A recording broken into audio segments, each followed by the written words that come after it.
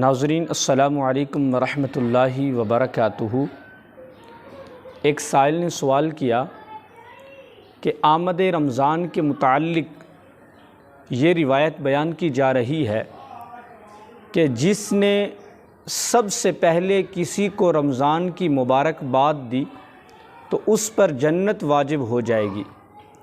کیا ایسی روایت کوئی موجود ہے اور کیا ایسی روایت کو آگے شیئر کر سکتے ہیں؟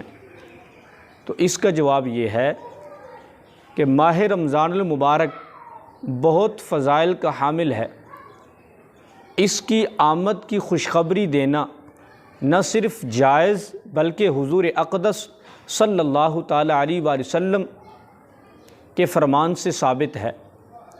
مسند امام احمد بن حنبل میں حضرت سیدنا ابو ہریرہ رضی اللہ تعالیٰ عنہ سے مروی ہے، فرماتے ہیں کہ رسول اکرم صلی اللہ تعالیٰ علیہ وآلہ وسلم نے اپنے صحابہ کو رمضان کی آمد کی خوشخبری دیتے ہوئے ارشاد فرمایا کہ اے میرے صحابہ،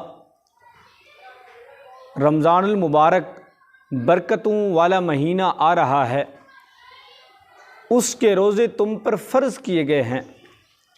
اس مہینے میں جنت کے دروازے کھول دیے جاتے ہیں اور جہنم کے دروازے بند کر دیے جاتے ہیں اور شیاطین کو جکڑ دیا جاتا ہے، اور اس مہینے میں ایک ایسی رات ہے جو 1000 مہینوں سے افضل ہے۔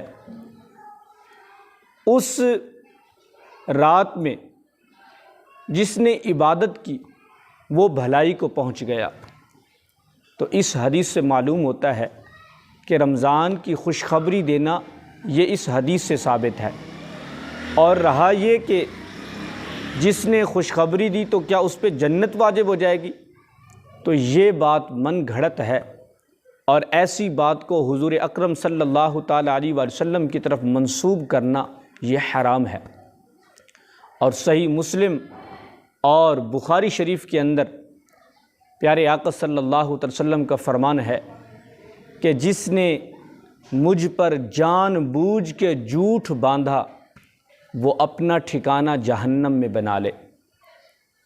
اور رہا یہ کہ ایسی بات کو آگے شیئر کر سکتے ہیں، تو علماء نے فرمایا کہ بغیر تحقیق اور تصدیق کے سنی سنائی بات کو آگے شیئر نہیں کر سکتے۔ اور پیارے آقا صلی اللہ علیہ وسلم کا فرمان بھی ہے، فرمایا انسان کے جھوٹا ہونے کے لیے یہی کافی ہے کہ وہ ہر سنی سنائی بات بیان کر دے۔